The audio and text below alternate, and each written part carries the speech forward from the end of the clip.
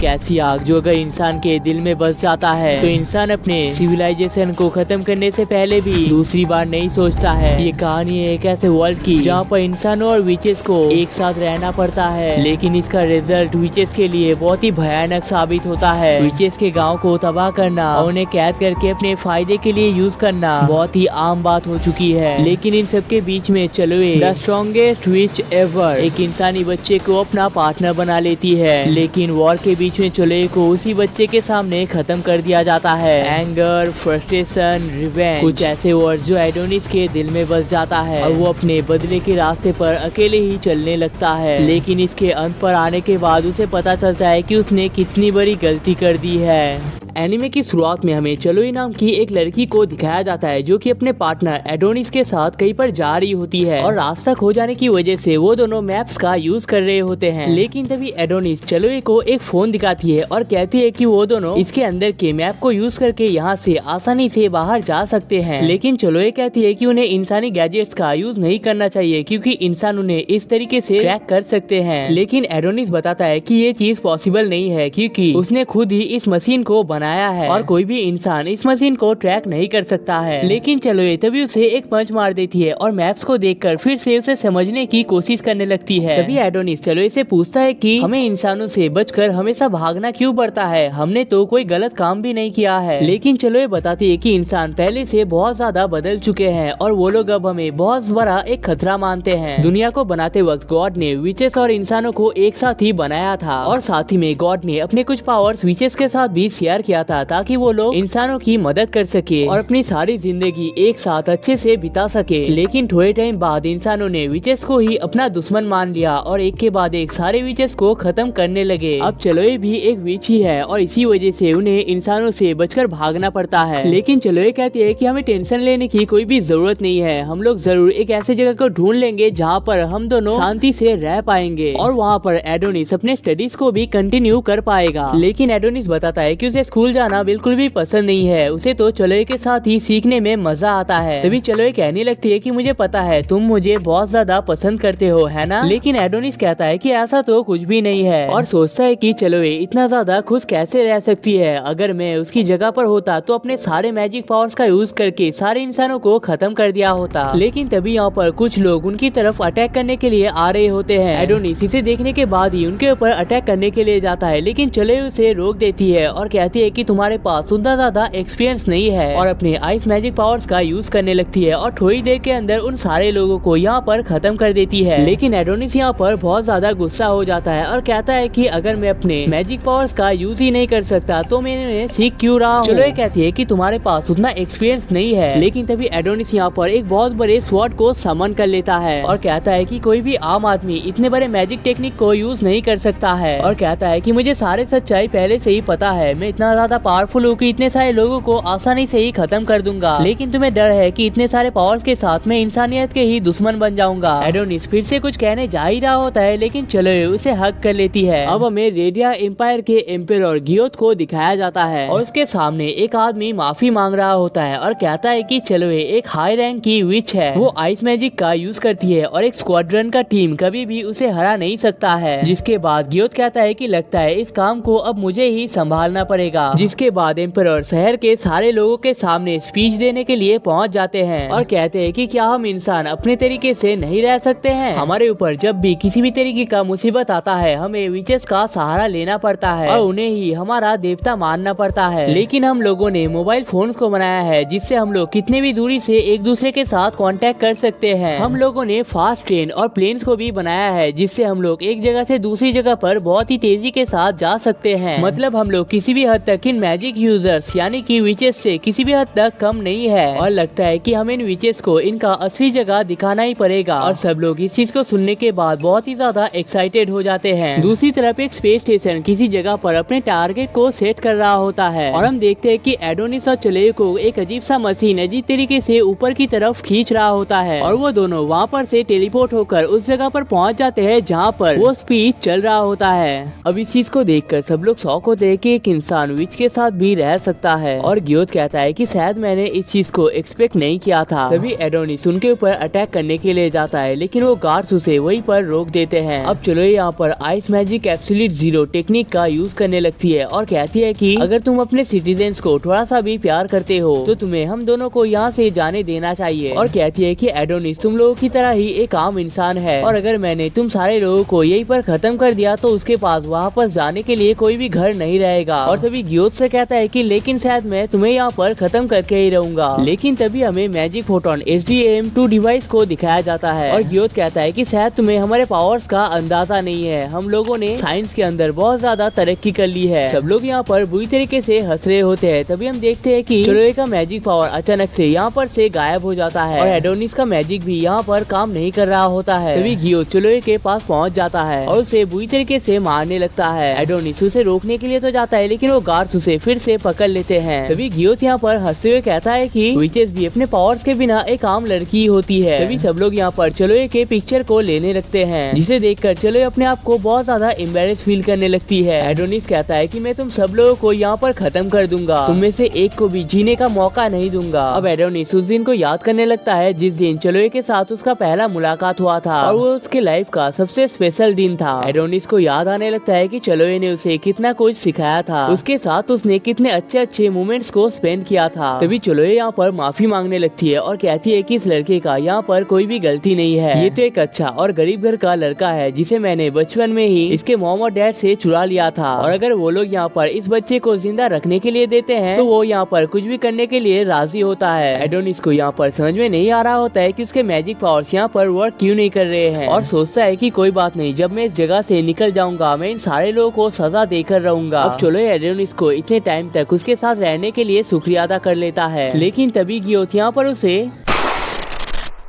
लेकिन सिर्फ इतना यहाँ पर काफी नहीं होता है, सारे वॉरियर्स उसे बुरी तरीके से फायर करने लगते हैं और एडोनिस के लिए ये चीज सबसे बुरे सपने की तरह होता है। लेकिन तभी एक आदमी आके एक्स की मदद से चलोए के बॉडी को उसके सिर से अलग कर देता है और गियोथ उसे अपने सम्मान की तरह यूज करने लगता है, जिसे देखकर सब लोग बहुत ज्यादा खुश होने लगते हैं। और एडोनिस कह रहा होता है कि मुझे थोड़ा सा ही टाइम लगेगा, जिसके बाद मैं तुम सब लोगों को यहाँ पर ही खत्म कर दूंगा। अब हमें 10 साल बाद के प्रीसियंट 7 मेयहेम इंटर्नमेंट कैंप के सीन को दिखाया जाता है और यहाँ पर कुछ औरतें खाने के लिए लड़ाई कर रहे होते हैं और तभी हमें यहाँ पर डोरोका नाम की एक लड़की से मिलाया जाता है और वो कहती है कि अगर वो लोग चाहे तो उसके ब्रेड को भी खा सकते हैं, लेकिन वो लोग कहते हैं कि इसके रिटर्न में तुम्हें कुछ भी नहीं मिलने वाला है। तभी हमें यहाँ पर डोरोका की फ्रेंड एमा को दिखाया जाता है और वो डोरोका से पूछता है कि क्या उसे कहीं पर चोट तो नहीं लगी है, लेकिन डोरोका कहता है कि उसे कभी भी कहीं पर चोट नहीं लग सकता है। तभी एमा कहती है कि हमारे एम्परर ने तो कहा था कि अगर इस वर्ल्ड से सारे विचेस को खत्म कर दिया जाएगा उसके बाद हमारे वर्ल्ड में सबसे ज्यादा शांति पहुंच जाएगा, लेकिन ऐसा कुछ रियलिटी में हो क्यों नहीं रहा है, बल्कि उन लोगों का देश इस टाइम पे इतना ज्यादा डेवलप हो चुका है कि वो लोग एक दूसरे के साथ फाइट करने में ही सबसे ज्यादा बिजी हो चुके हैं और उन्हें तो शक है कि उन्हें कभी भी इस जगह से बाहर निकलने का मौका भी मिलेगा। और इतना कहकर वो यहाँ पर रोने लगती है। तभी डोरोका यहाँ पर 2 डॉल्स को निकाल लेती है और उन 2 डॉल्स की मदद से एमा को यहाँ पर हंसाने की कोशिश करती है, लेकिन ये शो बहुत ही क्रिंज होता है तो मैं इस चीज को तो एक्सप्लेन नहीं कर सकता। लेकिन तभी यहाँ पर कुछ गार्ड्स पहुँच जाते हैं और वो लोग 218 नंबर के कैदी को यहाँ पर से बुलाने लगते हैं, लेकिन सब लोग यहाँ पर बात करने लगते हैं कि जिसे भी यहाँ पर से एक बार बुलाया जाता है वो कभी भी यहाँ पर वापस नहीं आ पाता है। तभी हमें पता चलता है कि 218 असल में एमा का नंबर है और डोरोका भी इस चीज को नोटिस कर लेती है और खड़ा होकर कहती है कि 218 नंबर मेरा है, लेकिन एमा यहाँ पर इतनी ज्यादा डरी हुई होती है कि वो यहाँ पर कुछ कह ही नहीं पाती है। अब डोरोका इंटर्नमेंट कैंप के चीफ वार्डन पालपोल के पास पहुँच जाता है और पालपोल कहते हैं कि उसे एक अमीर आदमी के लिए सर्व किया जाएगा, जिसके बाद उसे टैक्स पेयर के लिए एक अच्छा सा शो भी करना है। डोरोका यहाँ पर बहुत ज्यादा गुस्सा हो जाती है, लेकिन पालपोल कहते हैं कि किसने तुम ह्यूमंस को अपने सिविलाइजेशन को इतना ज्यादा स्ट्रॉन्ग बनाने के लिए कहा था और किन बेवकूफों ने अपने प्रोटेक्टर विचेस को ही खत्म करने का डिसीजन लिया था, तो अगर गलती तुम लोगों ने कर लिया है तो इसका सजा भी तुम्हें भुगतना तो पड़ेगा ही। और एक सेल्फी को खींच लेता है और कहता है कि अगर तुम किसी को पसंद आते हो तो तुम्हें उससे सर्व किया जाएगा और तुम इतना क्यूट और यंग हो कि कोई भी तुम्हें आसानी से पसंद कर लेगा। लेकिन तभी डोरोका उसके हाथ को तेजी से काट लेता है और अपने फुल तेजी के साथ यहाँ से भागने लगता है। फॉर्चुनेटली डोरोका के पास पालपोल का फोन भी मौजूद होता है और इस चीज से हजारों प्रिजन को एक्सेस किया जा सकता है और डोरोका उस फोन से सबको आजाद करने का ऑर्डर देता है। लेकिन उस फोन का ऑथेंटिकेशन यहाँ पर वर्क नहीं कर रहा होता है। लेकिन थोड़े से ट्राई करने के बाद वो देखता है कि वो सारे प्रिजन यहाँ पर खुलने लगते हैं। डोरोका सबको यहाँ पर तेजी से भागने के लिए कहता है और सब लोग अपनी जान बचाकर भागने की कोशिश करने लगते हैं और इन सब के बीच में डोरोका की फ्रेंड एना भी यहाँ पर मौजूद होती है। अब डोरोका एक रूम के सामने पहुँच जाती है और उसके पास फोन होने की वजह से ये वाला रूम भी खुल जाता है। लेकिन गार्ड उसे यहाँ पर पकड़ने के लिए कामयाब हो जाते हैं। लेकिन तभी हम देखते हैं कि यहाँ पर एक बहुत बड़ा केज मौजूद होता है और थोड़ी देर के अंदर ये वाला केज भी खुल जाता है और इसके अंदर एक बहुत ही खतरनाक सा स्लेव होता है और ये और कोई नहीं बल्कि एडोनिस होता है। अब सब लोग इस चीज को देखकर बहुत ज्यादा डरने लगते हैं क्योंकि ये प्रिजनर 1001 है और एडोनिस अपने सिर्फ एक ही अटैक की मदद से उन सारे बैरियर्स को यहाँ पर तोड़ देता है और अपने फास्ट टेक्निक्स का यूज करके दो आदमी को यहीं पर खत्म कर देता है और तीसरे आदमी को इस तरीके से मारता है जैसे मानो उसके लिए ये कोई भी बड़ी बात नहीं है और इतने सालों तक कैद में रहने की वजह से उसका दिल पत्थर का बन चुका है। अब एडोनिस डोरोका के पास जाने लगता है और देख के ऐसा लगता है कि उसके अंदर थोड़ा सा इंसानियत तभी भी बचा हुआ होता है, जिसके बाद उसके बैरियर्स को तभी तोड़ देता है और थोड़े टाइम बाद एडोनिस यहाँ से बाहर निकलने में भी कामयाब हो जाता है। अब हमें वार्डन पालपोल को दिखाया जाता है और वो कह रहा होता है कि अगर सिर्फ ये बच्चा यहाँ पर से भाग चुका होता तो मेरे लिए ये चीज कोई बड़ी बात नहीं होता, लेकिन उसने यहाँ पर से एसएस रैंक के वेपन को भी चुरा लिया है और वो सोचता है कि अगर हायर अप्स को इसके बारे में पता चल गया तो वो यहाँ पर उसे खत्म ही कर देगा। लेकिन साइड में खड़ा एक गार्ड सोच रहा होता है कि अगर एडोनिस के पास पालपोल का फोन भी मौजूद होता है लेकिन फिर भी वो उसकी मदद से इस वाले रूम को तो नहीं खोल सकता है। लेकिन थोड़ी देर के अंदर यहाँ पर एक लड़की जांच पड़ताल के लिए पहुँच जाती है और वो लड़की पालपोल से कहती है कि तुमने अपना काम ठीक से नहीं किया है तो तुम्हें इसका सजा तो मिलकर ही रहेगा और वो पालपोल को यहाँ पर ही खत्म कर देता है। अब हमें डोरोका के सीन को दिखाया जाता है और वो कह रही होती है कि उसने एक बहुत बड़ी गलती कर दी है जिसकी मदद से इंसानियत को बहुत बड़ा खतरा आ चुका है और उसे इस खतरे को निपटना पड़ेगा। अब एडोनिस एक बिल्डिंग के ऊपर बैठा हुआ होता है और कहता है कि मेरे लाइफ का सिर्फ एक ही मकसद है, इंसानियत को खत्म करना। और वो यहाँ पर return style summoning magic gain को यूज कर लेता है, जिसके बाद वो एक गन से फायर भी कर देता है जिसकी वजह से उस बुलेट का साइज यहाँ पर बहुत ज्यादा बड़ा हो जाता है और इस बुलेट के एक बिल्डिंग से टकराने के साथ ही यहाँ पर मानो एक बहुत बड़ा भूकंप सा आ जाता है। अब न्यूज में ये चीज बताया जाता है कि एक बहुत बड़ा सेल बिजनेस डिस्ट्रिक्ट के मेन बिल्डिंग के साथ टकरा चुका है और उन्हें शक है कि ये काम पास ही के किसी देश ने किया है। अब एडोनिस कहने लगता है कि जो चीज उसके साथ पास में हुआ है वो इस चीज को कभी भी भूल नहीं सकता है और सोचता है कि लेकिन अगर चलो ये मेरे साथ होता तो मैं शायद इस काम को नहीं कर रहा होता। वो मुझे कहती कि इन लोगों ने गलती किया है तो क्या हुआ, हमेशा गलती करने वालों को माफ कर देना चाहिए। लेकिन तभी वो यहाँ पर return style summoning magic grind को यूज कर लेता है जिस वजह से यहाँ पर एक बहुत बड़ा स्टैचू समन हो जाता है। अब हमें नेशनल सिक्योरिटी ब्यूरो के सीन को दिखाया जाता है और वहाँ पर उन्हें पता चलता है कि उनके प्रिजनर्स में से काफी सारे प्रिजनर्स इस टाइम पे वहाँ पर से भाग चुके हैं। कैदी नंबर 1001 को किसी तरीके से आजाद होने का मौका मिल चुका है और एक एसएस रैंक का वेपन जिन्हें उन लोगों ने काफी संभाल कर रखा था उसे किसी ने चुरा लिया है। अब हमें NSB director senior executive Yamato को दिखाया जाता है जो एनएसबी वाइस डायरेक्टर एग्जीक्यूटिव यूकी के साथ यहाँ पर मौजूद होते हैं और उनके सामने खड़े हुए एक आदमी को एडोनिस के केस को सॉल्व करने का ऑर्डर दिया जाता है। लेकिन वो आदमी यहाँ पर बहुत ही मजाकिया होता है जिसे देखकर यूकी बहुत ही गुस्सा हो जाती है। तभी यामाटो कहता है कि तुम्हें ये आदमी बहुत ही कमजोर लग सकता है लेकिन ऐसा बिल्कुल भी नहीं है, ये हमारे captain security agency operator executive Eckhart है और इसने आज तक कई सारे ब्रूटल केसेस को सॉल्व करके रखा है। तभी सिक्योरिटी ब्यूरो को पता चलता है कि एक जायंट रोबोट बिजनेस डिस्ट्रिक्ट में देखा गया है और वो इसी तरफ आ रहा है। यामाटो बताते हैं कि मैजिस्ट्री को इसके बारे में कोई खबर क्यों नहीं दिया गया है, लेकिन वो लोग बताते हैं कि क्वीन से उन्हें खबर मिल चुका है कि मैजिस्ट्री की हालत इस टाइम पे बहुत ज्यादा खराब हो रखी है। अब यामाटो यहाँ पर स्टेट ऑफ इमरजेंसी अलर्ट को ऑन करने के लिए कह देते हैं और डिफेंस लाइन 4 और एयर ग्राउंड सपोर्ट को स्ट्रॉन्ग बनाने के लिए कहते हैं क्योंकि वो लोग जायंट रोबोट को हैंड टू हैंड कॉम्बैट में नहीं हरा सकते हैं, तो इसलिए उन सोल्जर्स की जरूरत भी नहीं है। अब हमें एक स्टेशन के सीन को दिखाया जाता है लेकिन तभी वहाँ पर एक कार तेजी से घुस जाता है और उसके अंदर का आदमी बहुत ज्यादा डरा हुआ होता है और कहता है कि वो मूर्ति बहुत ज्यादा विशाल है। अब इसे सुनने के बाद पुलिस वालों को ये लग रहा होता है कि इसने जरूर किसी तरीके का नशा कर रखा है, लेकिन बाहर जाने के बाद वो लोग जिस चीज को देख के हैं उसे देखने के बाद उनकी आंखें खुली की खुली रह जाती है। एक जायंट सा रोबोट उनके शहर में आ चुका है और एक के बाद एक सारे बिल्डिंग्स को कुछ इस तरीके से तबाह कर रहा है जैसे मानो ये उसका रोज का काम है और चारों तरफ बुरी तरीके से दहशत फैल चुका है। और एडोनिस कहता है कि गियो तुम बस मुझसे भागने की कोशिश मत करना। अब एडोनिस कहता है कि एक नॉन विच से प्रीटेंड स्टाइल समनिंग मैजिक को ही यूज कर सकता है, लेकिन पहले मैजिक को संभालने के लिए उसे काफी सारे कैलकुलेशन का यूज करना पड़ता है और एक परफेक्ट मास्टर ही इस चीज को सिखा सकता है, वरना ये चीज पॉसिबल नहीं है। और कैप्सूल के अंदर इतने टाइम तक ट्रैप होने की वजह से उसे अनलिमिटेड टाइम मिल गया था अपने कैलकुलेशन के पावर को और भी स्ट्रॉन्ग करने के लिए, जिस वजह से वो इस टाइम पे बहुत ज्यादा पावरफुल बन चुका है। दूसरी तरफ यामाटो इस स्टैचू को नोटिस कर लेता है और कहता है कि इतना बड़ा स्टैचू अपने जगह से हिल भी कैसे सकता है, और उसे समझ में आ जाता है कि यहाँ पर मैजिक टेक्निक का यूज किया जा रहा है। और वो बाकी गार्ड्स को मैजिक फोटोन SDM-2 को निकालने का ऑर्डर देते हैं, लेकिन यामाटो को पता चलता है कि उस मशीन को अंडरग्राउंड में रखा गया है और इतने सालों तक यूज ना करने की वजह से उन्हें पता नहीं है कि वो मशीन काम करने भी वाला है या नहीं। जिसके बाद यामाटो युकी को इस मशीन को लाने का जिम्मेदारी दे देते हैं। अब हम देखते हैं कि कुछ सोल्जर्स एडोनिस की तरफ टैंक को लेकर फाइट करने के लिए जा रहे होते हैं, लेकिन एडोनिस के मैजिक पावर की वजह से कोई भी बुलेट उसके रोबोट को टच भी नहीं कर पाता है। और एडोनिस कहता है कि क्या तुम लोगों ने मुझे एक नौसिखिया समझ कर रखा है, और एक अटैक के साथ ये इन सारे टैंक्स को यहाँ पर खत्म कर देता है। अब एडोनिस कहता है कि चुलोए को खत्म करना तुम लोगों के लिए सबसे प्राउड का मोमेंट है, और उसी के बाद तुम लोगों ने इस एम्पायर को यहाँ पर खड़ा किया है, जिसका मतलब है कि इस चीज के अंदर तुम लोगों का भी जिम्मेदारी मौजूद है और तुम्हें अपने हिस्से का सजा तो यहाँ पर लेना ही पड़ेगा। जिसके बाद एडोनिस यहाँ पर एक बुलेट वेल को समन कर लेता है और रास्ते से जितने भी सारे लोग जा रहे होते हैं एडोनिस उनके ऊपर बुरी तरीके से फायर करने लगता है। और एडोनिस को वो पल भी याद आने लगता है जब इन सारे लोगों ने चुलोए के ऊपर सेम तरीके से अटैक किया था। अब एक भी इंसान यहाँ पर से बच नहीं पाता है, लेकिन कुछ रीजंस के चलते खुशी होने की जगह एडोनिस को यहाँ पर बहुत ज्यादा दुख होने लगता है और उसकी आंखों से यहाँ पर बुरी तरीके से आंसू निकलने लगते हैं और सोचता है कि इन सारी चीजों के बाद तो मुझे यहाँ पर खुश होना चाहिए था, लेकिन मेरे आंखों से आंसू क्यों निकल रहे हैं। अब हमें यहाँ पर किंगडम के एम्परर गियोथ को दिखाया जाता है और हम देखते हैं कि सच में उसकी तबीयत यहाँ पर बहुत ज्यादा खराब हो रखी है और थोड़ा सा खांसने के साथ ही मुंह से खून निकलने लगता है, लेकिन उसकी सेवा करने के लिए क्वीन यहाँ पर मौजूद होती है। तभी गियोथ यहाँ पर रानी को शुक्रिया अदा करता है और कहता है कि मेरे लाइफ के एंड तक तुमने मुझे प्रोटेक्ट किया है और अगर तुम मेरे साथ नहीं होते तो शायद मैं इस एम्परर को भी खड़ा नहीं कर पाता। तभी गियोथ यहाँ पर मन में सोचने लगता है कि गॉड उसे यहाँ पर सजा तो नहीं दे रहा है, क्योंकि उसने काफी सारे विचेस को खत्म किया है और उसके आसपास जितने भी सारे सिविलाइजेशन थे उन सारे सिविलाइजेशन को उसने अकेले ही खत्म कर दिया है। लेकिन गियोथ कहता है कि उसने जो भी काम किया है इसके लिए उसे कोई भी दुख नहीं है, क्योंकि उसने ये सारा काम ह्यूमैनिटी के भले के लिए ही किया है और अगर वो इस काम को नहीं करता तो इंसान अपने आप को कभी भी डेवलप नहीं कर पाता और अपने हर काम के लिए ही विचेस के ऊपर भरोसा करना पड़ता। लेकिन तभी यहाँ पर बारिश भी स्टार्ट हो जाती है और क्वीन कहती है कि आपने जो भी काम किया है वो हमारे सिविलाइजेशन के भले के लिए ही किया है और अभी आपको यहाँ पर सो जाना चाहिए। तभी हम देखते हैं कि काफी सारे फाइटर प्लेन्स एडोनिस को खत्म करने के लिए तैयार होते हैं। तभी यामाटो कहते हैं कि इस लड़के का नाम एडोनिस है, इस लड़के को हमने 10 सालों के लिए कैद करके रखा था और इस लड़के ने अपना आधा लाइफ विचेस के साथ स्पेंड किया है, तो ये हमारे लिए एक बड़ा खतरा बन सकता है। तभी एक लड़की एडोनिस को स्पॉट कर लेती है और सिक्योरिटी ब्यूरो में इसका लोकेशन भेज देती है, जिसके बाद वो लोग प्लेन्स का यूज करके एक के बाद एक बड़े से बड़ा बॉम्ब एडोनिस के ऊपर फेंकने लगते हैं। लेकिन इस जगह पर अभी भी कई सारे लोग मौजूद होते हैं। तभी हम देखते हैं कि एक बच्चा अपने माँ को यहाँ पर उठाने का कोशिश कर रहा होता है, लेकिन तभी उसके ऊपर एक बड़ा सा बिल्डिंग गिरने लगता है। लेकिन तभी डोरोका अपने फुल तेजी के साथ आके उस बच्चे को बचा लेती है, जिसके बाद डोरोका उस लड़के को एक आंटी के पास सौंप देती है और कहती है कि उसे इस रोबोट को रोकने के लिए जाना पड़ेगा। दूसरी तरफ काफी सारे सोल्जर्स एडोनिस के ऊपर अटैक कर देते हैं, लेकिन एडोनिस एक के बाद एक सारे सोल्जर्स को बुरी तरीके से मारने लगता है। लेकिन तभी हेडक्वार्टर में यामाटो को न्यूज मिलता है कि एक अजीब सी लड़की उनके टारगेट की तरफ बढ़ रहा है। तभी हम देखते हैं कि एडोनिस ने एक आदमी को पकड़ लिया है और वो आदमी कह रहा होता है कि उस विच के साथ हमें तुम्हें भी खत्म कर देना चाहिए था। लेकिन तभी डोरोका के एडोनिस को यहाँ पर रोकने लगती है और एडोनिस को याद आने लगता है कि ये वही लड़की है जिसने उसे वहाँ पर से बाहर निकलने में मदद किया था। डोरोका कहती है कि तुमने यहाँ पर बहुत ही गलत काम किया है और क्या तुम्हें इन इनोसेंट इंसानों को मारने में मजा आता है। एडोनिस कहता है कि शायद तुम्हें किसी तरीके का गलतफहमी हुआ है, क्योंकि इनमें से कोई भी इनोसेंट तो नहीं है, तुम बस इन्हें सिर्फ एक मौका देकर तो देखो, ये लोग अपना असली रंग दिखा देंगे। तभी डोरोका कहती है कि अगर चुलोए जिंदा होती तो वो तुम्हें कभी भी ये काम करने के लिए नहीं देता। तभी एडोनिस उसे तेजी से पकड़ लेता है और कहता है कि उसका नाम लेने का तुम्हें कोई भी अधिकार नहीं है और पूछता है कि क्या उन लोगों ने तुम्हें एक डिस्ट्रैक्शन की तरह भेजा है, क्योंकि इंसान कभी भी सीधी तरीके से जीत ही नहीं सकते हैं और अगर उस दिन उन्होंने वो मशीन यूज नहीं किया होता तो चुलोए ने अकेले ही तुम सारे लोगों को खत्म कर दिया होता। डोरोका कहती है कि तुम्हें ये चीज बताने की कोई भी जरूरत नहीं है, हम विचेस को तो ये चीज पहले से ही पता है और अपने पावर्स का यूज करने लगती है। तभी एडोनिस उसे और भी तेजी से पकड़ लेता है और कहता है कि ये बेकार के गेम मेरे साथ मत खेलो, मुझे पहले से ही पता है कि सारे विचेस खत्म हो चुके हैं। डोरोका कहती है कि सारे विचेस खत्म नहीं हुए थे, कुछ विचेस अपने जान को बचाने में कामयाब हो गए थे। अब एडोनिस यहाँ पर और भी गुस्सा हो जाता है और कहता है कि अगर उस दिन तुम हमें प्रोटेक्ट करने के लिए आ सकते थे तो तुम लोग हमें प्रोटेक्ट करने के लिए क्यों नहीं आए थे। डोरोका कहती है कि वो लोग यहाँ पर बहुत ज्यादा डर गए थे और अगर घियोत को उनके बारे में पता चलता तो घियोत उन्हें भी खत्म कर देता। और कहने लगती है कि चिंता करने की कोई भी बात नहीं है, हम लोग चूल्हे को फिर से वापस ला सकते हैं। लेकिन एडोनिस यहाँ पर हद से ज्यादा गुस्सा होता है और उसके किसी भी बात को सुन नहीं रहा होता है। डोरोका कहती है कि हमने तो ये सारी चीजें पहले से ही प्लान करके रखा था और हमने ही तुम्हें जानबूझकर वहाँ से छुड़ाया है और हम लोग तुम्हारे मेमोरीज को यूज करके चूल्हे को वापस ला सकते हैं। तभी एडोनिस यहाँ पर अपने आप को रोक नहीं पाता है और बुरी तरीके से रोने लगता है और कहता है कि अगर वो लोग चूल्हे को वापस ला सकते तो वो उसके लिए कुछ भी करने के लिए राजी है। लेकिन तभी हमें यहाँ पर एक स्नाइपर को दिखाया जाता है और वो एक ही शॉट में डोरोका को एडोनिस के सामने खत्म कर देता है। अब हमें डोरोका के पास को दिखाया जाता है और ये वो टाइम होता है जिस टाइम पे इंसानों ने विचेस को पहली बार अपना दुश्मन मान लिया था और सारे सोल्जर्स मिलकर विचेस को बुरी तरीके से मार रहे होते हैं और डोरोका इन सारी चीजों को देखकर यहाँ पर बहुत ज्यादा डर रही होती है। लेकिन तभी मिया नाम की एक लड़की आके डोरोका को पीछे से हक कर लेती है और कहती है कि इंसानों ने किसी रीजन के चलते हमें अपना दुश्मन मान लिया है और हमें इस टाइम पे प्रोटेक्ट करने के लिए कोई भी मौजूद नहीं है। डोरोका पूछती है कि कोई भी विच अपने मैजिक पावर्स का यूज क्यों नहीं कर रहे हैं। लेकिन मिया बताती है कि इंसानों ने यहाँ पर एक अजीब तरीके के मशीन को लाया है जिसकी वजह से हम लोग अपने मैजिक पावर्स का यूज नहीं कर पा रहे हैं और अब उनके पास यहाँ पर से बचने का सिर्फ एक ही उपाय है, उनमें से किसी एक को स्टार ऑफ रेवलेशन को फॉलो करके मैडम ओपेलिया के पास जाना पड़ेगा। डोरोका मिया को भी अपने साथ जाने के लिए कहती है लेकिन मिया कहती है कि वो यहाँ पर बहुत ज्यादा घायल हो चुकी है और अगर डोरोका उन सब की मदद करना चाहती है तो उसे मैडम ओपेलिया के पास तो जाना ही पड़ेगा। डोरोका यहाँ पर से जाने तो लगती है लेकिन वो नोटिस करती है कि मिया को यहाँ पर काफी सारे सोल्जर्स ने पकड़ लिया है। तभी हमें प्रेजेंट के सीन को दिखाया जाता है और हमें पता चलता है कि एडोनिस ने अपने पावर का यूज करके डोरोका को फिर से जिंदा कर दिया है। अब हमें यूकी के सीन को दिखाया जाता है और आप लोगों को याद होगा कि यामाटो ने यूकी को HDM2 डिवाइस को लाने के लिए कहा था। अब यूकी यहाँ पर बहुत ज्यादा खुश होती है और कहती है कि फाइनली मेरे बड़े भैया को मेरे ऊपर प्राउड करने का मौका मिल जाएगा। लेकिन तभी हमें नेशनल साइंस एजेंसी की टीम को दिखाया जाता है और उनकी लीडर डायरेक्टर थेटा भी यहाँ पर मौजूद होती है और वो कहती है कि मैं तुम में से किसी को भी इस मशीन को ऑन करने को नहीं दूंगा। अब हमें यामाटो के सीन को दिखाया जाता है और थेटा उसे कॉल करके कहने लगती है कि हम लोग तुम्हें इस मशीन को ऑन करने नहीं दे सकते क्योंकि इससे इंसानियत के ऊपर बहुत बड़ा खतरा आ सकता है। उन्होंने इस मशीन के ऊपर कई सारे रिसर्च किए हुए हैं लेकिन अभी भी उन्हें इनके सारे साइड इफेक्ट्स का पता नहीं चला है और कहती है कि क्या तुमने ह्यूमन कैलुलर डाइसफेक्शन डिजीज के बारे में सुना है। यामाटो कहते हैं कि उसे इसके बारे में अच्छे तरीके से याद है। आज से करीब 10 साल पहले जिन सोल्जर्स ने विच हंट में ज्वाइन किया था उनमें से ज्यादातर लोगों को ये बीमारी हो गया था। थेटा कहती है कि उन्हें अभी तक इसका एग्जैक्ट रीजन तो पता नहीं चला है लेकिन उन्हें शक है कि इस मशीन के ऑन करने की वजह से ही ये बीमारी फैल चुकी है और अगर इसको दोबारा से ऑन किया गया तो ह्यूमैनिटी के ऊपर बहुत बड़ा खतरा आ सकता है। और बताती है कि पास्ट के टाइम में विचेस हमारे इन्वायरमेंट को बहुत ज्यादा प्रोटेक्ट किया करते थे और उनके जाने की वजह से पोल्यूशन काफी ज्यादा बढ़ चुका है। तो अगर इस टाइम पे इसे ऑन किया जाएगा तो इससे 100 गुना ज्यादा खतरा आ सकता है और उन्हें डर है कि मैजेस्टी को भी इस टाइम पे ये सेम बीमारी हो चुका है। अब हमें एडोनिस के सीन को दिखाया जाता है और एडोनिस डोरोका से पूछ रहा होता है कि किस तरीके से चूल्हे को वापस लाया जा सकता है। डोरोका कुछ कहने जा ही रही होती है लेकिन तभी यहाँ पर काफी सारे सोल्जर्स आके फायर करने लगते हैं। एडोनिस तो यहाँ पर बच जाता है लेकिन डोरोका का हालत बहुत ही खराब हो जाता है जिसे देखकर एडोनिस कहता है कि क्या मुझे कभी भी शांति से जीने का मौका नहीं मिलेगा। अब सब लोग एडोनिस के ऊपर फायर स्टार्ट कर देते हैं लेकिन एडोनिस यहाँ पर रिटर्न स्टाइल समनिंग मैजिक का यूज करने लगता है जिसे देखकर यामाटो कहने लगते हैं कि क्या हमारे पास इसे रोकने का कोई भी तरीका नहीं है और एडोनिस अपने पावर का यूज करके उन सारे बुलेट्स को ऑपोजिट डायरेक्शन में फेंक देते हैं जिस वजह से सारे सोल्जर्स यहाँ पर खत्म हो जाते हैं। और एडोनिस कहने लगता है कि तुम लोगों को क्या लगता है कि तुम लोग चूल्हे को खत्म करके शांति से रह पाओगे? मैं तुम सब लोगों को एक एक करके खत्म करके रहूंगा। लेकिन तभी स्नाइपर कहती है कि लगता है मुझे तुम्हें खत्म करना पड़ेगा। लेकिन उसके फायर को एडोनिस बीच में ही रोक देता है और उसे 100 गुना बड़ा करने के बाद स्नाइपर की तरफ ही फेंक देता है जिसकी वजह से यहाँ पर एक बहुत बड़ा ब्लास्ट क्रिएट हो जाता है। लेकिन तभी यहाँ पर कुछ और सोल्जर्स भी पहुंच जाते हैं और एडोनिस के साथ अपना फाइट स्टार्ट कर देते हैं। और यामाटो कहते हैं कि लगता है इसे रोकने का हमारे पास कोई भी उपाय नहीं है। तभी यूकी यहाँ से तेजी से भागने लगती है और कहने लगती है कि मैंने उस रोबोट को मेरे आंखों के सामने देख कर रखा है और मुझे पता है कि अगर हम लोगों ने उसे नहीं रोका तो वैसे भी वो हम सब लोगों को यहाँ पर खत्म करके रहेगा। सब लोग उसे रोकने के लिए तो जाते हैं लेकिन उससे पहले यूकी इस मशीन को ऑन करने के लिए कामयाब हो जाती है। दूसरी तरफ एडोनिस अपने फाइट को कंटिन्यू कर ही रहा होता है लेकिन तभी अचानक से इस मशीन की वजह से उसका कॉइल उसके हाथ से गिर जाता है। और दूसरी तरफ देखते हैं कि यूकी और डायरेक्टर का हालत यहाँ पर बहुत ज्यादा खराब हो रखा है। तभी यामाटो उन्हें फोन कर लेते हैं और वहाँ के डिटेल्स लेने लगते हैं। लेकिन थेटा कहती है कि बेकार की बातें बंद करो, तुम्हारे सामने इस टाइम पे दुनिया का सबसे बड़ा विलेन मौजूद है और तुम्हारे पास इसे हराने का सिर्फ एक ही मौका है, तो इसे वेस्ट मत करना। अब एडोनिस अपने वेपन को लेने के लिए जा ही रहा होता है लेकिन तभी यहाँ पर काफी सारे सोल्जर्स पहुँच जाते हैं और एक लड़की तो उसके पास ही पहुँच जाती है और कहती है कि हमारे नेशन के ऊपर अटैक करने का तुम्हारा हिम्मत भी कैसे हुआ। लेकिन तभी हम देखते हैं कि यहाँ पर एक बहुत बड़ा बिल्डिंग गिरने लगता है लेकिन फॉर्चुनेटली वो दोनों ही यहाँ पर बचने में कामयाब हो जाते हैं। और तभी वो सोल्जर अपने वेपन को एक्टिवेट कर लेती है और एडोनिस कहने लगता है कि फाइनली मुझे चलोए के पास जाने का मौका मिल जाएगा। और वो सोल्जर सिर्फ एक ही हिट में एडोनिस के सिर को उसके बॉडी से अलग करने में कामयाब हो जाते हैं। अब वो लड़की उस सिर को लेकर सबके सामने पहुंच जाते हैं जिसे देखकर सब लोग बहुत ही खुश होने लगते हैं और कहने लगते हैं कि ये लड़की तो कितनी ज्यादा बहादुर है, इसने अकेले ही विच के अपेरेंटिस को खत्म कर दिया है। तभी कुछ सोल्जर्स कहने लगते हैं कि लगता है ये लड़की कोई नई मेंबर है क्योंकि उन्होंने इसके पहले इस लड़की को नहीं देखा था। लेकिन यामाटो कहते हैं कि उनके पास इन सारी बातों का टाइम नहीं है, उन्हें सबसे पहले यूकी और थेटा को बचाने के लिए जाना पड़ेगा। और थोड़ी देर के अंदर उन दोनों को उस जगह से रेस्क्यू कर लिया जाता है। अब गियो सबके सामने आके कहने लगते हैं कि जिस बच्चे को 10 साल पहले हमने एक विच के हाथ से बचाया था उसने अपना असली रंग दिखा दिया है और हमारे जैसे इंसान होने के बावजूद उसने एक विच का साथ देना ज्यादा सही समझा है। लेकिन 10 साल बीत जाने के बावजूद उन्हें अभी तक ये चीज पता नहीं चला है कि एक इंसान होने के बावजूद इस लड़के ने मैजिक पावर का यूज कैसे किया है। और कहते हैं कि आप लोगों ने भी बहुत अच्छा काम किया है लेकिन अभी भी हमारा काम खत्म नहीं हुआ है, अभी भी काफी सारे लोगों को रेस्क्यू करना बाकी रह गया है और इस लड़के के हर एक पार्ट को अलग अलग तरीके से रखा जाएगा और अब उनमें से किसी को भी डरने की कोई भी जरूरत नहीं है क्योंकि गॉड तो उन्हें छोड़कर जा चुके हैं और सारे विचेस को उन लोगों ने खत्म कर दिया है और जो इकलौता उनका दुश्मन था उसे भी उन लोगों ने खत्म कर दिया है, जिसका मतलब है कि उनका एम्पायर ही इस टाइम पे इस दुनिया का गॉड बन चुका है। और हम देखते हैं कि एक लड़की अपने फोन में इस स्पीच को देख रही होती है और मोस्ट प्रोबेबली ये वही लड़की होती है जिसने एडोनिस को खत्म किया था। तभी उनके टीचर कहने लगते हैं कि इस हादसे के दौरान उनके कई सारे स्टूडेंट गुजर चुके हैं लेकिन कल एक टेस्ट होने वाला है जिसके लिए इन सभी को प्रिपेयर होके आना है। तभी एक लड़का कहने लगता है कि अगर वो लड़का एक इंसान था तो उसने एक विच का साथ देने का डिसीजन क्यों लिया था, जिस पर उनके टीचर कहते हैं कि हाई चांस है कि उस विच ने उस लड़के को ब्रेन वॉश किया था। तभी हम देखते हैं कि हमारे मेन लड़की के पास एक और लड़की आ जाती है और कहती है कि मुझे पता है कि ये सारी चीजें सिर्फ तुम्हारी ही गलती की वजह से हुई है और असल में वो दूसरी लड़की इस स्टूडेंट के बारे में बात कर रही है। वो लड़की उस अटैक के दिन के बारे में सोचने लगती है जहाँ पर टाकुमा नाम का एक लड़का पत्थर के नीचे फंस गया था, लेकिन जब उसे पता चलता है कि उनके ऊपर एक और पत्थर गिरने वाला है तो वो लड़की तेजी से यहाँ से भागने लगती है और यहाँ पर एक बहुत बड़ा ब्लास्ट हो जाता है। तभी हम देखते हैं कि वो लड़की किसी जगह पर पहुँच चुकी है और कहती है कि माफ करना, उस दिन में तुम्हें प्रोटेक्ट नहीं कर पाया था। और तभी वो लड़की एडोनिस के पिक्चर को देखने लगती है और कहने लगती है कि माफ करना लेकिन ये लड़का तुमसे काफी हैंडसम दिखता है। लेकिन तभी वो नोटिस करती है कि उसके पास एक लड़का पहुंच चुका है और ये लड़का असल में गवर्नमेंट का हिस्सा होता है। लेकिन वो लड़का कहता है कि तुम्हें यहाँ पर डरने की कोई भी जरूरत नहीं है और हमें पता चलता है कि ये लड़का असल में national intelligence agency deputy director OZ gorgeous है और कहते हैं कि मुझे पता है कि आजकल के लड़कियों को ये सारी चीजें बहुत ज्यादा कूल लगती है तो तुम्हें टेंशन करने की कोई भी जरूरत नहीं है। लेकिन वो लड़की उसे गुड बाय कह के तेजी से यहाँ पर से जाने लगती है। अब गॉर्गियस अपने पार्टनर को कॉल कर लेता है और कहता है कि मुझे एक लड़की के ऊपर शक आ चुका है और ये लड़की हमारे लिए खतरा बन सकता है तो हमें जल्दी से इस लड़की को खत्म कर देना चाहिए। और हमें पता चलता है कि चीफ इन्वेस्टिगेटर चार्मी उसका पार्टनर है और वो कहते हैं कि तुम मुझे एक के बाद एक काम देना बंद करो क्योंकि ऑलरेडी मेरे ऊपर काफी सारा काम का बोझ पड़ा हुआ है। और कहता है कि उसे ऑलरेडी यहाँ पर बहुत बड़ा प्रॉब्लम देखने को मिल चुका है। असल में उनके पास एडोनिस का जिस बॉडी को भेजा गया है वो किसी तरीके का डमी है। अब हम देखते हैं कि यहाँ पर एडोनिस का ट्रीटमेंट चल रहा होता है और यहाँ पर विथ स्टैंड हेटेरोफेज ट्रांसफर टेक्निक का यूज किया जा रहा होता है, लेकिन इसकी वजह से उसके बॉडी का टेम्परेचर, हार्ट रेट और ब्लड प्रेशर बढ़ने लगता है है और अगर ऐसा ही चलता रहा तो वो लोग एडोनिस को बचा नहीं पाएंगे। लेकिन तभी यहाँ पर मैडम ओफेला पहुँच जाती है और कहती है कि इस चीज को मुझे ही संभालना पड़ेगा। और एडोनिस के सिर पे टच करते ही बहुत ज्यादा ब्राइटनेस आने लगता है। अब हमें उस जगह को दिखाया जाता है जहाँ पर एडोनिस को खत्म किया गया था। हम देखते हैं कि एडोनिस इस टाइम पे यहाँ पर जिंदा होता है और उसके सामने एमा नाम की एक लड़की खड़ी हुई होती है और वो बताती है कि मैंने डुप्लीकेशन और डेथ कैंसिलेशन मैजिक का यूज करके तुम्हें यहाँ पर बचाया है। डोरोका उसने इस चीज को पहले ही प्लान करके रखा था और उनका मेन टारगेट चोलोए को वापस लाना है। लेकिन एडोनिस कहता है कि तुम हो कौन और तुम्हें मुझसे क्या चाहिए। लेकिन एमा कहती है कि मेरे पास फालतू चीजों के बारे में बात करने का टाइम नहीं है और एडोनिस को एक बॉल के अंदर कैद कर लेता है, जिसके बाद उसे आसमान की तरफ उड़ाने लगता है और इसी तरीके से एडोनिस इस जगह पर पहुंचता है। अब एडोनिस यहाँ पर चिल्लाने लगता है और कहता है कि मुझे चोलोए के पास जाना है। लेकिन तभी ओफेला उसे हक कर लेती है और कहती है कि सब कुछ ठीक हो चुका है और हमें पता चलता है कि एडोनिस इस टाइम पे विचेस के नेशन में आ चुका है। अब एडोनिस व्हील चेयर की मदद से यहाँ पर घूमने लगता है और देखता है कि ये जगह कितना रंगीन है, यहाँ के लोग कितने ज्यादा खुश है और उसे पता नहीं था कि दुनिया में ऐसा जगह भी एग्जिस्ट करता है। अब इसी के दौरान एडोनिस के सामने दो विचेस पहुंच जाते हैं और वो दोनों कहते हैं कि अगर चोलोए तुम्हें इस हालत में देख लेती तो वो बहुत ज्यादा दुखी हो जाती। एडोनिस उनसे पूछता है कि क्या तुम लोग चोलोए से मिल चुके हो और वो दो विचेस कहते हैं कि जब हम दोनों छोटे थे चोलोए हम दोनों का ख्याल रखा करता था। और एडोनिस सोचता है कि ये दोनों सही बात ही कह रहे हैं, चोलोए हमेशा खुद के बारे में ना सोचकर दूसरों के बारे में सोचती रहती है। अब एडोनिस ओफेला के पास पहुंच जाता है। उसे देखने के बाद यहाँ पर उठने की कोशिश करता है, लेकिन ओफेला कहता है कि तुम्हें यहाँ पर उठने की कोशिश नहीं करना चाहिए क्योंकि जब तुम्हें धरती से यहाँ पर लाया गया था तुम्हारे शरीर के ऊपर बहुत ज्यादा प्रेशर आ चुका था, तो इसलिए तुम्हें चलने का कोशिश नहीं करना चाहिए। एडोनिस कहता है कि मुझे यहाँ पर क्यों लाया गया है, जिस पर ओफेला कहते हैं कि मुझे तो बस ये देखना था कि चोलोए का स्टूडेंट कैसा दिखता है। जिसके बाद एडोनिस कहता है कि आप भी चोलोए को जानते हो, जिस पर ओफेला कहते हैं कि यहाँ पर जितने भी विचेस मौजूद है वो सब लोग ही चोलोए को जानते हैं। चोलोए बचपन से ही अपने आइस मैजिक की वजह से बहुत ज्यादा पॉपुलर होती है और इसके अलावा भी वो अपने स्मार्टनेस, स्ट्रेंथ और काइंडनेस की वजह से बहुत ज्यादा पॉपुलर होती है। ओफेला कहती है कि मैजिक एक ऐसा पावर है जिन्हें गॉड ने सिर्फ हमारे साथ ही शेयर किया था, क्योंकि गॉड को इंसानों में नहीं बल्कि विचेस के ऊपर ज्यादा भरोसा था और ये मैजिक हमारे सोल की तरह है जिसे हम लोग चाहकर भी अपने शरीर से हटा नहीं सकते हैं। लेकिन इतने सारे रूल्स के बावजूद भी चोलोए ने एक इंसानी बच्चे को मैजिक सिखाना ज्यादा सही समझा। ओफेला कहते हैं कि हमने कई बार चोलोए को तुम्हें छोड़ कर आने के लिए कहा था, लेकिन चोलोए हर बार हमसे माफी मांग लिया करता था। और इतना कहते ही वो यहाँ पर एडोनिस के क्विल को समन कर लेते हैं। इसे फोनिक्स के फेदर, एडोनमेंट रेसिमलिंग के वेव्स और ड्रैगन आई की मदद से बनाया गया है। अब इसे देखने के साथ ही एडोनिस इस क्विल को लेने के लिए जाने लगते हैं, लेकिन ओफेला उससे पहले उसे ये क्विल दे देते हैं और एडोनिस को ये क्विल मिलने के बाद वो इसे पकड़ कर रोने लगता है। ओफेला कहते हैं कि ये एक बहुत ही रेयर आइटम है और चोलोए ने इसे तुम्हारे लिए बनाया था ताकि तुम मैजिक पावर्स का यूज कर सको और तुम्हें किसी भी तरीके से इसे खोना नहीं है। अब एडोनिस रोते हुए पूछता है कि क्या आप लोग सच्ची में चोलोए को वापस ला सकते हो। ओफेला कहते हैं कि डोरोका ने तुमसे कहा था कि चोलोए को वापस लाया जा सकता है और विचेस कभी भी झूठ नहीं बोलते हैं। जिसे सुनने के बाद एडोनिस बहुत ही खुश हो जाता है और अपने सर को ऊपर की तरफ कर लेता है, लेकिन उसके बाद वो जिस चीज को देखता है उसे देखकर वो समझ नहीं पाता है कि यहाँ पर उसे कैसा रिएक्शन देना चाहिए, क्योंकि वो इस जगह पर अपने सामने धरती को देख पाता है। ओफेला कहते हैं कि हमें एक ऐसा जगह का जरूरत था जहाँ पर इंसान चाहकर भी नहीं पहुँच सकते हैं, एक ऐसा जगह जहाँ पर विचेस शांति से रह सकते हैं और इसी वजह से हमने अपने नेशन को चांद पर बनाया है। और उन्होंने इस चीज को उस टाइम पर बनाया था जब विचेस को इंसानों के असली इरादों के बारे में पता चल गया था और उन्हें पता था कि उन्हें कभी भी यहाँ पर आना पड़ सकता है। ओफेला पूछती है कि क्या तुम्हें पता है कि इंसान इतने ज्यादा कमजोर क्यों होते हैं, क्योंकि इंसान कभी भी अपने फीलिंग्स को कंट्रोल कर ही नहीं पाते हैं। इंसान कभी भी खुश तो हो जाते हैं लेकिन अगले ही पल गुस्सा होने के साथ ही वही इंसान डेविल में तब्दील हो जाता है। लेकिन मजे की बात तो ये है इंसानों के अंदर इतने सारे नेगेटिव चीजें होने के बावजूद इंसानों के राजा ने विचेस को ही अपना सबसे बड़ा दुश्मन मान लिया। अब ओफेला उसे कई सारे विचेस के ग्रेवस्टोन को दिखा देता है और कहते हैं कि ये वही विचेस है जिन्होंने इंसानों को इतने सालों तक प्रोटेक्ट किया था, लेकिन इसके बावजूद इंसानों की इसी पे गंदी सोच की वजह से ये सारे विचेस इस टाइम पे गुजर चुके हैं। अब ओफेला एडोनिस को एक ट्री के पास लेकर आते हैं और ये ट्री असल में मीटो का ट्री होता है जिससे विचेस पैदा होते हैं। अब एडोनिस को ये चीज पता नहीं होता है क्योंकि चोलोए कभी भी अपने ओरिजिन के बारे में ज्यादा बात करना पसंद नहीं करती थी। अब ओफेला कहती है कि हम लोग तुम इंसानों की तरह आसानी से ब्रीडिंग करके रिप्रोड्यूस नहीं कर सकते हैं क्योंकि हमारे पास तुम लोगों के जैसे दो जेंडर्स नहीं होते हैं, हम तो किसी पेड़ के फ्रूट की तरह है। और बताते हैं कि ये मीटो ट्री इस टाइम पे इस दुनिया का इकलौता मीटो ट्री है जिन्हें उन लोगों ने धरती से चुरा कर लाया था। और इसके अलावा जितने भी मीटो ट्रीज थे उन सारे मीटो ट्रीज को इंसानों ने जला दिया है। अब एडोनिस एक विच को देखता है जिसे देखने के बाद उसे चलोए का याद आने लगता है और कहता है कि क्या ये विच चलोए है। ओपेला कहती है कि ऐसा तो पॉसिबल नहीं है क्योंकि इस विच के अंदर किसी का भी सोल नहीं है और अगर इसके अंदर हमें चलोए के सोल को डालना है तो हमें तुम्हारी हेल्प की जरूरत है।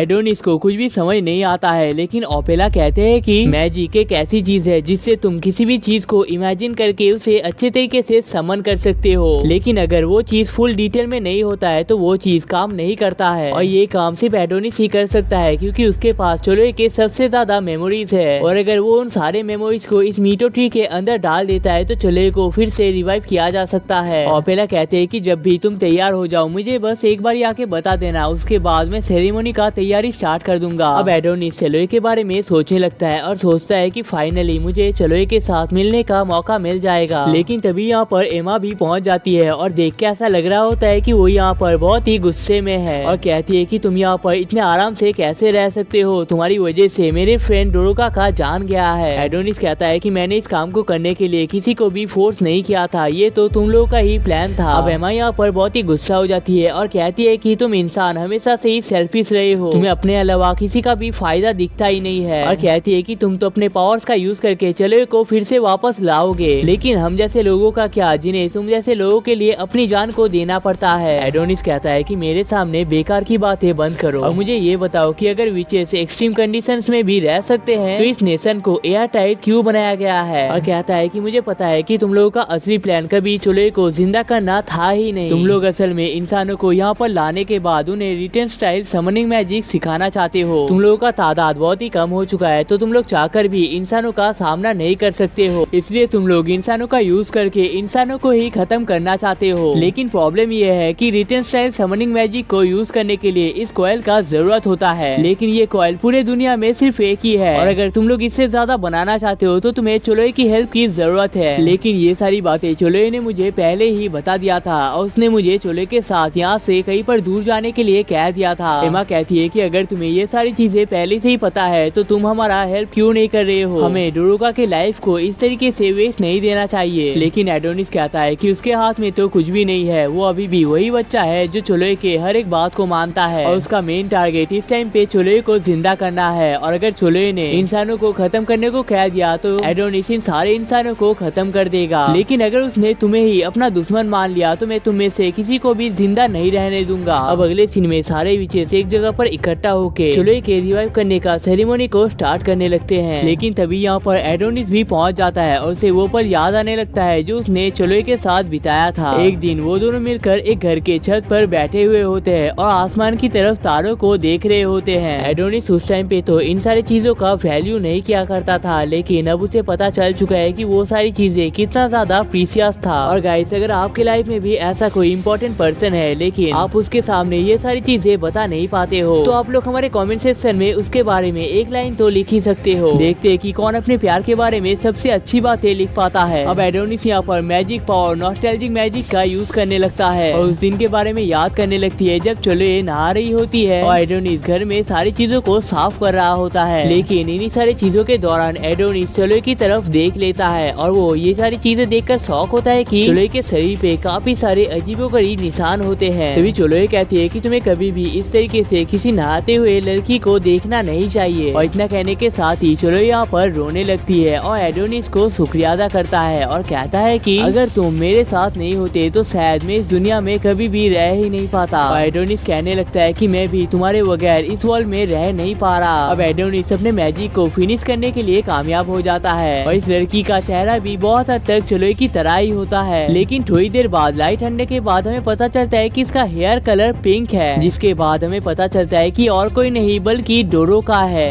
अब एडोनिस ओपेला के बताए हुए हर एक बात को याद करने लगता है और कहता है कि चुले मैं तुम्हें बहुत ज्यादा पसंद किया करता था, लेकिन तुमने जिस नाइटमेयर को पार कर लिया है मैं वापस से तुम्हें उसी नाइटमेयर में धकेल नहीं सकता। तुम इस वर्ल्ड के हिसाब से कुछ ज्यादा ही अच्छे हो और मैं सिर्फ अपने फायदे के लिए तुम्हें इस वर्ल्ड में जलने के लिए वापस नहीं बुला सकता। जिसके बाद एडोनिस यहाँ पर नॉस्टैल्जिक मैजिक को रिप्लेस कर देता है, जिसे देखने के बाद ओपेला कहती है कि क्या तुमने यहाँ पर मेमोरीज को रिप्लेस कर दिया है। और हम देखते हैं कि मैजिक रिप्लेसमेंट की वजह से यहाँ पर चुले नहीं डोरोका आ जाती है, जिसे देखकर उसकी दोस्त तो यहाँ पर बहुत ही शौक होती है। लेकिन एडोनिस कहता है कि मैंने तुम्हारी उधारी को वापस कर दिया है। अब थोड़ी देर बाद डोरोका की आंखें खुल जाती है और वो देखती है कि वो इस टाइम पे विचेस के नेशन लूनामिलिया में पहुंच चुका है। लेकिन इतने सारे विचेस को अपने आसपास देखने के बाद डोरोका कहती है कि मुझे यहाँ पर कुछ भी समझ में नहीं आ रहा है। थोड़ी देर पहले ही तो मुझे शूट करके खत्म कर दिया गया था, तो मुझे वापस रिवाइव किसने किया है। लेकिन तभी वो देखती है कि उसके सामने मैडम ओपेला मौजूद होती है। लेकिन अगले ही पल उसे रियलाइज होता है कि वो सबके सामने नेकेड है और एडोनिस ने उसे पकड़ कर रखा है। तभी डोरोका एडोनिस से दूर चली जाती है और माफी मांगने लगती है और कहती है कि माफ करना, से मेरी वजह से आपको इतने बुरे चीज को विटनेस करना पड़ रहा है। तभी एडोनिस उसे चुप करने को कहता है और उसे पहनने के लिए एक कपड़ा भी दे देता है और कहता है कि एक बार तुमने मुझे आजाद होने के लिए मदद किया था, तो मैंने उसी के बदले में तुम्हें फिर से रिवाइव कर दिया है, तो हम दोनों का हिसाब बराबर हो जाता है। तभी डोरोका कहती है कि यहाँ पर तो चुले को रिवाइव होना चाहिए था और ओपेला भी कहते हैं कि यहाँ पर तो चुले को रिवाइव होना चाहिए था, तो ये लड़की यहाँ पर क्या कर रही है। हम लोग ये सारी चीजें सिर्फ तुम्हारे भले के लिए कर रहे थे, हम लोगों ने जान पर खेल के तुम्हें बचाया है। जल्द से जल्द तुम्हारा ट्रीटमेंट किया ताकि तुम्हारा शरीर खराब ना हो जाए, और ये पूरा का पूरा सेरेमनी सिर्फ चुले को रिवाइव करने के लिए किया जा रहा है, और वो सिर्फ इसलिए ताकि तुम्हें चुले के साथ मिलने का मौका मिल सके। तभी कुछ विचेस कहने लगते हैं कि आखिरकार है तो एक इंसान ही ना, चुले ने इसके लिए क्या कुछ किया है वो शायद इसने एक पल में ही भुला दिया होगा, और इस बेकार की लड़की के लिए उसने अपने मास्टर को ही धोखा दे दिया। और डोरोका से पूछते कि तुमने एडोनिस को ऐसा क्या बता दिया कि उसने अपने लाइफ के गोल को ही चेंज कर दिया। लेकिन एडोनिस कहता है कि ये पूरा का पूरा मेरा प्लान है और इसमें डोरोका का कोई भी हाथ नहीं है। अब हमें नेशनल अथॉरिटी ब्यूरो डायरेक्टर डायनाज्मा को दिखाया जाता है और उसके सामने थेटा यहाँ पर मौजूद होती है। तभी डायनाज्मा थेटा से पूछते है कि अगर 10 साल पहले सारे विचेस को खत्म कर दिया गया था, तो यहाँ पर ये विचेस क्या कर रहे हैं। थेटा कहती है कि उसे अपने रिसर्च से पता चला है कि ये सारे विचेस मिलकर मून पर अपने लिए एक शेल्टर को बना लिया है। लेकिन उसे ये भी पता चला है कि जब पास में विचेस को खत्म किया जा रहा था, तब हमारे पास कुछ फिजिकल ट्रांसफर प्रोटोटाइप भी मौजूद थे जिन्हें स्पेस में फेंका जाने वाला था, और किसी तरीके से ये न्यूज विचेस को भी पता चल गया था। और जैसा कि सब लोगों को पता है कि विचेस एक्सट्रीम कंडीशंस में भी आसानी से रह सकते हैं, तो उन्हें कुछ पिक्चर्स मिले हैं जिनसे ये श्योर हो जाता है कि वो सारे विचेस इन प्रोटोटाइप्स का यूज करके ही इस वॉर के दौरान बच चुके थे। लेकिन थेटा इस चीज को इतने लेट बताने के लिए माफी मांग लेते हैं। लेकिन डायनाज्मा कहते हैं कि तुम्हारी सॉरी से हमें कोई भी फर्क नहीं पड़ेगा, बल्कि तुम्हारी इस गलती की वजह से तुम्हें तो मौत का भी सजा हो सकता है। तुम्हारी टीम को हर साल करोड़ों रुपए सिर्फ रिसर्च करने के लिए दिए जाते हैं, लेकिन इसके बावजूद तुम्हारा टीम उस टाइम पे अपने रिसर्च को कंप्लीट कर रहा है जब सारी चीजें हमारे हाथ से निकल चुका है। तभी national intelligence agency director Shirosagi कहते हैं कि तुम्हें अब चिंता करने की कोई भी जरूरत नहीं है, क्योंकि इस केस को अब हमने अपने हाथों में ले लिया है। अब हमें एडोनिस के सीन को दिखाया जाता है और उसके आसपास कुछ अजीब तरीके के लाइट्स जलने लगते हैं। ओपेला कहती है कि यहाँ पर क्या चल रहा है, लेकिन एडोनिस कहता है कि मुझे बहुत टाइम के लिए एक प्रिजन में कैद किया गया था और उन सारे प्रिजनर्स को एक स्पेशल ट्रीटमेंट दिया जाता है। तभी एडोनिस यहाँ पर एक चिप को निकाल लेता है जिसे इंसानों ने एडोनिस को ट्रैक करने के लिए लगाया था। लेकिन तभी यहाँ पर एक बहुत बड़ा धमाका हो जाता है और स्मोक के हट जाने के बाद हम लोग देखते हैं कि यहाँ पर जो इकलौता मीटर ट्री बचा हुआ था वो बुरी तरीके से जल चुका है, और यहाँ पर काफी सारे सोल्जर्स भी पहुँच जाते हैं। लेकिन इस जलते हुए पेड़ को देखने के बाद आई स्विच और काई से बुझाने की कोशिश करने लगती है, लेकिन तभी एक सोल्जर आके उसे एक ही हिट में खत्म कर देता है, जिसे देखने के बाद बाकी विच बुरी तरीके से डर जाते हैं। लेकिन ओपेला यहाँ पर बहुत ही ज्यादा गुस्सा हो जाते हैं। हम लोग यहाँ पर उनके लीडर को भी देख लेते हैं और वो लीडर कहता है कि मुझे पता नहीं था कि यहाँ पर इतने सारे विचेस जिंदा है, और ये लीडर और कोई नहीं बल्कि यामाटो होते हैं। तभी सैंटा मारिया नाम का एक विच अपने पावर को एक्टिवेट कर देता है, जिसकी वजह से सारे विचेस सोल्जर्स के फॉर्म में पहुंच जाते हैं और सब लोग मिलकर फाइट करना स्टार्ट कर देते हैं। ग्रियाना नाम के एक विच ह्यूमन होटल टेक्निक का यूज करते हैं, जिस वजह से सारे सोल्जर्स यहाँ पर फूलने लगते हैं और बुरी तरीके से घायल हो जाते हैं। और डाकिया वेनम अपने फैंग टेक्निक का यूज करके इन सारे सोल्जर्स को जकड़ लेते हैं, और सबसे स्पेशल क्रिस्टल माया अपने टेक्निक का यूज करके सारे सोल्जर्स को क्रिस्टल में कैद कर देते हैं। अब ओपेला यहाँ पर बहुत ही गुस्सा होते हैं, जिसके बाद नेचुरल लॉ टेक्निक का यूज करने लगते हैं, जिस वजह से सारे सोल्जर ऊपर की तरफ जाने लगते हैं। सारे सोल्जर्स ओपेला को अटैक करने की कोशिश तो करते हैं, लेकिन जैसे वो सारे टैंक्स एडोनिस को टच तक नहीं कर पाए थे, वैसे ही ये सारे बुलेट्स भी ओपेला को टच नहीं कर पाते हैं और तभी अपने डेथ गेम अटैक की मदद से इन सारे सोल्जर्स को यहाँ पर खत्म कर देते हैं। अब यामाटो कहते हैं कि मुझे तुम्हारे साथ तुम्हारे दोस्तों को खत्म करने के लिए 1 मिनट का भी टाइम नहीं लगेगा, लेकिन एडोनिस कहते हैं कि मैंने तो तुम्हें यहाँ पर आने का मौका दिया है, तो तुम्हें मुझे तो शुक्रिया अदा करना चाहिए। अब यामाटो यहाँ पर अपने स्वॉर्ड को निकाल लेता है और एडोनिस के रिटेन स्टाइल को समनिंग करने से पहले ही उसके ऊपर अटैक कर देता है, लेकिन एडोनिस यामाटो के गन को लेने के लिए सक्सेसफुल हो जाता है और यामाटो को यहाँ पर शूट कर देते हैं और कहता है कि कितने मजे की बात है, मैंने तुम्हारे टेक्नोलॉजी को यूज करके तुम्हें ही आसानी से हरा दिया है। और तभी यहाँ पर डोरोका भी पहुंच जाती है और देख के ऐसा लगता है कि वो एडोनिस को रोकने की कोशिश कर रही होती है। दूसरी तरफ ओपेला यहाँ पर बहुत ही खुश होने लगते हैं और सोचते हैं कि ये मैच हम ही जीतने वाले हैं, लेकिन इतने में यहाँ पर उनका दूसरा स्क्वाड भी पहुंच जाते हैं। अब यामाटो यहाँ पर बहुत ही गुस्सा हो जाता है और अपने पास के बारे में सोचने लगता है, जहाँ पर वो कह रहा होता है कि यूकी हमेशा मुझे सपोर्ट किया करता था और सिर्फ मेरी वजह से उसने सिक्योरिटी ब्यूरो को ज्वाइन किया था, और जब मैंने डायरेक्टर के पोस्ट के लिए अप्लाई किया था, यूकी ने भी वाइस डायरेक्टर के लिए अप्लाई कर दिया था, वो भी सिर्फ इसलिए ताकि उसे मेरे साथ रहने का मौका मिल सके। लेकिन इसके बावजूद मैं कभी भी यूकी को अप्रिशिएट नहीं कर पाया था। और थीटा से कहते हैं कि तुमने मुझसे कहा था कि अगर मैं तुम्हारे सारे बातों को मान लूंगा तो मेरे बहन ठीक हो जाएगा, और इसलिए तुम जो भी कहोगे मैं उस काम को करने के लिए तैयार हूँ। तभी यामाटो यूकी के पास जाके कहते हैं कि मैंने अपनी लाइफ में तुम्हें बहुत ज्यादा परेशान कर दिया है, लेकिन इस केस के सॉल्व होने के बाद हम दोनों यहाँ से बहुत ही दूर चले जाएंगे और शांति से रह पाएंगे। तभी यामाटो यहाँ पर खड़ा हो जाता है और अपने 500% पावर को एक्टिवेट कर लेता है और एडोनिस को तेजी से एक पंच मार देता है। दूसरी तरफ सारे विचेस का फाइट चल ही रहा होता है, लेकिन यामाटो एक ही अटैक के साथ उन सारे लोगों को खत्म करने लगता है। एडोनिस तो यहाँ पर बच जाता है, लेकिन डोरोका यहाँ पर बचने में कामयाब नहीं हो पाता है। लेकिन तभी हम देखते हैं कि यहाँ पर एक और डोरोका मौजूद होती है, जिसके बाद हमें पता चलता है कि उसकी फ्रेंड ने यहाँ पर डेथ कैंसिलेशन मैजिक का यूज कर लिया था, जिस वजह से डोरोका यहाँ पर बच चुका है। लेकिन एमा यहाँ पर अपने आप को बचा नहीं पाता है, जिसे देखने के बाद डोरोका यहाँ पर चिल्ला चिल्ला कर रोने लगती है। अब एडोनिस और यामाटो एक दूसरे के आमने सामने पहुँच जाते हैं और यामाटो कहते हैं कि मैंने सारे विचेस को तो खत्म कर दिया है, लेकिन मेरे सामने वो लड़का बचा हुआ है जिसे हमें 10 साल पहले ही खत्म कर देना चाहिए था। लेकिन एडोनिस अपने आर्मर स्टाइल मेटा को एक्टिवेट कर देता है, जिसके बाद उसका पंच का पावर 100 गुना तक बढ़ जाता है। अब थोड़ी देर अटैक करने के बाद यामाटो का स्वॉर्ड यहाँ पर टूट जाता है, लेकिन यामाटो अपने स्वॉर्ड को रीजनरेट कर लेता है और एडोनिस को अपने ट्रैप में फंसा लेता है। दूसरी तरफ ओपेला कह रही होती है कि हम किसी भी तरीके से इस मैच को हार नहीं सकते हैं, लेकिन सारे विचेस कहने लगते हैं कि मीटो का ट्री इस टाइम पे जल चुके हैं और हम चाह के भी अपने आप को रिप्रोड्यूस नहीं कर सकते हैं। लेकिन तभी यहाँ पर एक विच आगे आती है और कहती है कि हम अपने लाइफ में कई सारे बैटल्स हार चुके हैं, लेकिन इस बैटल को हारना हम लोग अफोर्ड नहीं कर सकते हैं। लेकिन तभी यहाँ पर और भी सोल्जर्स आने लगते हैं और एक ही हिट के साथ उस विच को भी खत्म कर देते हैं। दूसरी तरफ एडोनिस अपने कैलिबान टेक्निक का यूज करके यामाटो को आधा कर देता है और आप लोगों को याद होगा कि सीजन 1 के स्टार्ट में भी एडोनिस ने इस अटैक का यूज किया था। अब यामाटो को यहाँ पर बहुत ही मेजर डैमेज हो जाता है, लेकिन वो कहते हैं कि मैं तुम्हारे सामने तो इस टाइम पर हार नहीं सकता, और अपने स्पेशल टेक्निक की मदद से एडोनिस के अंदर तलवार को घुसा देता है। अब एडोनिस कहता है कि मुझे तुम्हारे आंखों की तरफ देखने के बाद ही पता चल गया था कि तुमने किसी अपने को खो दिया है और तुम उसी चीज का बदला लेने के लिए यहाँ पर आ चुके हो, और इसलिए इतने टाइम तक मैं तुम्हें जीतने का मौका दे रहा था। और तभी यहाँ पर ये सीन खत्म हो जाता है। अब हमें थोड़ी देर बाद के नेशनल साइंस एजेंसी के सीन को दिखाया जाता है। यहाँ पर सब लोग टेंशन में होते हैं क्योंकि यामाटो की टीम से उन्हें कोई भी सिग्नल नहीं मिल रहा है और उनके मशीन यहाँ पर ठीक से काम भी नहीं कर रहे हैं और मानो सारे कैमरास को किसी तरीके से जाम कर दिया गया है। तभी यामाटो इनसे कांटेक्ट करने में कामयाब हो जाते हैं और कहते हैं कि मेरा तुम लोग के लिए एक मैसेज है, हम लोग इस बैटल को जीत चुके हैं, कृपया करके इस मैसेज को मैजेस्टी तक भेज दिया जाए। और जितने भी सारे विचेस चांद पर मौजूद थे उन सारे विचेस को खत्म कर दिया गया है।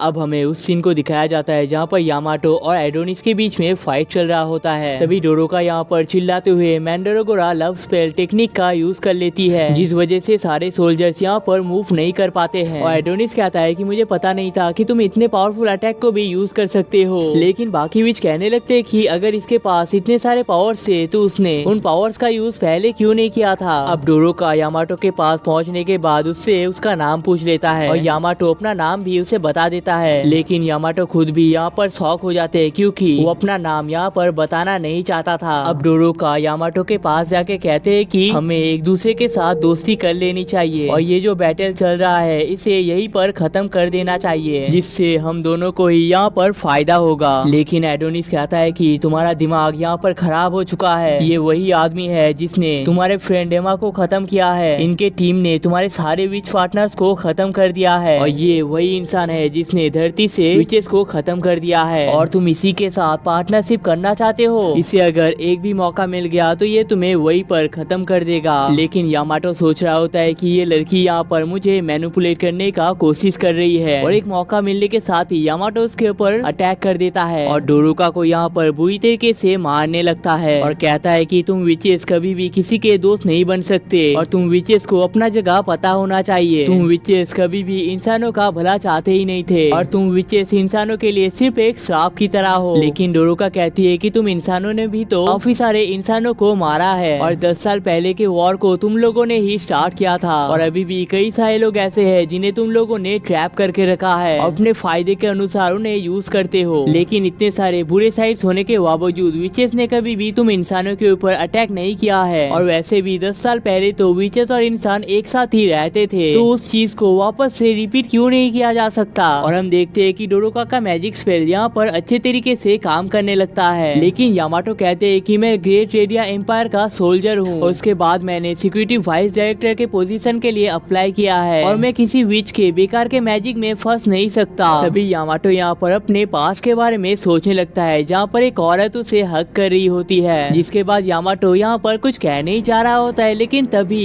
एडोनिस उसके ऊपर अटैक कर देता है और एक ही हिट में यामाटो को खत्म कर देता है और कहता है कि हमें इन जैसे बेकार के आदमियों की कोई भी जरूरत नहीं है और डोरुका से कहता है कि तुम्हारा ये मैजिक पावर मेरे बहुत ही काम में आ सकता है, तो तुम्हें मेरा साथ देना पड़ेगा। अब हमें गियोत के सीन को दिखाया जाता है और गियोत यहाँ पर कह रहा होता है कि अभी तक सारे विचेस को खत्म क्यों नहीं किया गया है। सोल्जर बताते हैं कि यामाटो के टीम अभी भी फाइट किए जा रहे हैं और विचेस का सिर्फ आखिरी टीम ही बचा हुआ है, लेकिन उनके कनेक्शन उतने स्ट्रॉन्ग नहीं है जिस वजह से उन्हें इन सारी चीजों के बारे में अच्छे से डिटेल पता नहीं चल रहा है। तभी क्वीन कहती है कि मैंने सुना है कि उस विच के पार्टनर ने आधे से ज्यादा शहर को खत्म कर दिया है, तो क्या वो बच्चा इन विचेस के साथ ही वहाँ पर मौजूद है। अब सोल्जर बताते हैं कि उस विच के पार्टनर के थ्रू ही उन्हें इन सारे विचेस का पता चला है। अब गियोत यहाँ पर अजीब तरीके से बिहेव करने लगता है और कहता है कि तुम सारे विचेस को उस चांद पर ही खत्म कर दिया जाएगा। अब गियोत क्वीन को हक कर लेते हैं और कहते हैं कि ये सारी चीजें तुम्हारी वजह से ही पॉसिबल हो रहा है, वरना मैं इस काम को अकेले कभी भी कंप्लीट नहीं कर पाता। पास ही में सब लोग इस चीज को देखकर तालियां मारने लगते हैं, लेकिन गियोत का व्यवहार यहाँ पर अजीब से अजीब ही होता जाता है। तभी हमें पता चलता है कि क्वीन भी असल में एक विच ही है जिसने लव स्पेल का यूज करके गियोत को अपने कंट्रोल में कर लिया है और ये वही स्पेल होता है जो स्पेल डोरुका ने थोड़ी देर पहले यूज किया था। तभी क्वीन कहती है कि तुमने अपना काम कंप्लीट कर दिया है और अब तुम्हें खत्म हो जाना चाहिए। जिसके बाद गियोत महल के दीवार की तरफ जाने लगता है। एक सोल्जर उसे रोकने के लिए तो कहते हैं, लेकिन गियोत कहता है कि बेकार की बातें बंद करो, मुझे अपने क्वीन के बात को मानना है। जिसके बाद गियोत किसी के भी बात को ना मानते हुए यहाँ पर चढ़ जाते हैं और क्वीन से कहते हैं कि आपका बहुत बहुत शुक्रिया, अब मैं इस दुनिया से शांति से जा पाऊंगा। जिसके बाद गियोत यहाँ पर से जंप कर लेते हैं और गियोत का खेल यहीं पर खत्म हो जाता है। कई वो सोल्जर सबको इन्फॉर्म कर देते हैं कि महल में एक विच आ चुका है, लेकिन क्वीन के स्पेल की वजह से वो सोल्जर अपने बात को चेंज कर देता है और कहता है कि गियोत ने महल के दीवार से जंप कर लिया है, उसे उठाने के लिए लोगों की जरूरत है। तभी हम देखते हैं कि यहाँ पर national intelligence agency director Shirosagi भी पहुँच जाते हैं और कहता है कि आपने गियोत को खत्म करके बहुत ही अच्छा काम किया है, वैसे भी उस पपेट का हमें कोई भी जरूरत नहीं था। तभी हमें पता चलता है कि क्वीन के पावर के अंदर एक प्रॉब्लम भी है। ये पावर सिर्फ और सिर्फ लड़कियों के ऊपर ही काम करता है और लड़कियों के ऊपर ये पावर काम नहीं करता है। लेकिन शिरोसागी कहते हैं कि आपने इतने पावर के साथ ही जो काम करके दिखाया है, इसकी मदद से ये पूरा दुनिया आपके मुट्ठी में हो जाएगा। लेकिन क्वीन कहते हैं कि तुम्हें भी पता है कि मुझे इस दुनिया की कोई भी जरूरत नहीं है, लेकिन जिस लड़के का सर मुझे चाहिए था तुमने मुझे अभी तक उसका सर लाकर नहीं दिया है। और यहाँ पर असल में एडोनिस की सिर की बात हो रही है और क्वीन कहते हैं कि अगली बार अगर तुम्हारे काम में कोई भी मिस्टेक हुआ तो तुम्हें भी अपने जान से हाथ धोना पड़ेगा। तभी हमें पता चलता है कि क्वीन का असली नाम डोरोथिया है और उसने मल्टीपल पैरेलल यूनिवर्सेस को पार किया है सिर्फ एक आदमी को रिवाइव करने के लिए। जिसके बाद हमें यहाँ पर एक लड़के के पिक्चर को दिखाया जाता है और ये लड़का सेम टू सेम एडोनिस की तरह दिखता है और उसके सामने एक क्वील रखा हुआ होता है, जैसा कि हमने एडोनिस के हाथ में भी देखा था।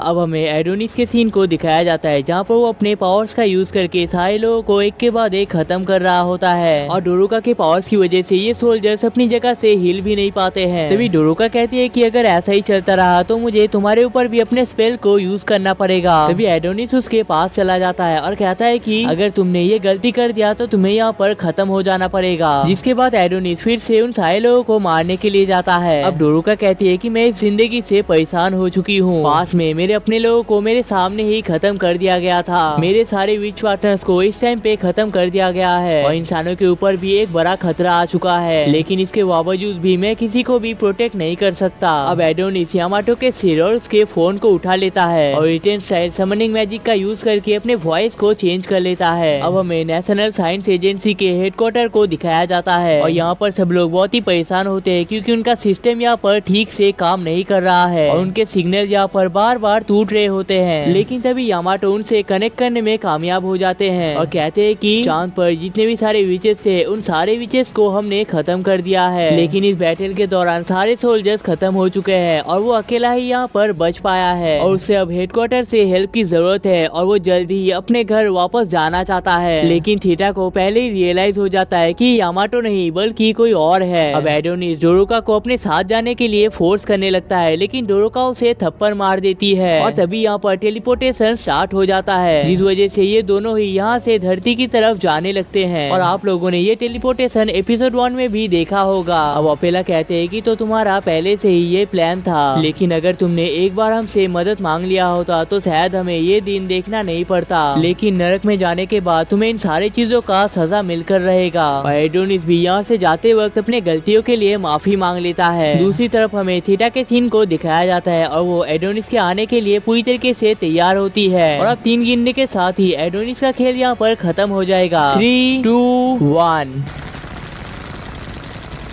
और गाइस इसी के साथ हमारा एपिसोड यहाँ पर खत्म हो जाता है और अब हम लोगों को फाइनली पता चल चुका है कि हमारा मेन विलेन गियोथ नहीं बल्कि क्वीन डोरोथिया है। लेकिन सवाल ये आता है कि वो बच्चा कौन है जिसे बचाने के लिए डोरोथिया इतने यूनिवर्सेस को पार करके इस दुनिया में आई है। और एडोनिस का क्या होगा, क्योंकि यहाँ पर आने के बाद ही उसके ऊपर बुरी तरीके से हमला किया जाएगा। और क्या विचेस और इंसान कभी भी एक साथ रह पाएंगे? और इन सारे सवालों का जवाब आपको इसके अगले पार्ट में मिल जाएगा। लेकिन उसे देखने के लिए आप लोगों को इस वीडियो पर 5K लाइक्स और 500 कमेंट्स के टारगेट को कंप्लीट करना पड़ेगा। लेकिन अगर आपको एक ऐसी स्टोरी देखना है जहां पर हमारे मेन कैरेक्टर के साथ बहुत कुछ बुरा भला होने के बावजूद उसे इस दुनिया में सिर्फ शांति से रहना है, लेकिन अगर इसके बीच में कोई भी आ जाता है तो अपनी जान ही खो बैठता है, तो अगर आपको इसके बारे में और भी डिटेल में जानना है तो लेफ्ट वाली वीडियो पे क्लिक कर सकते हो। गारंटी दे सकता हूँ कि इसे देखने में आपको मजा आएगा।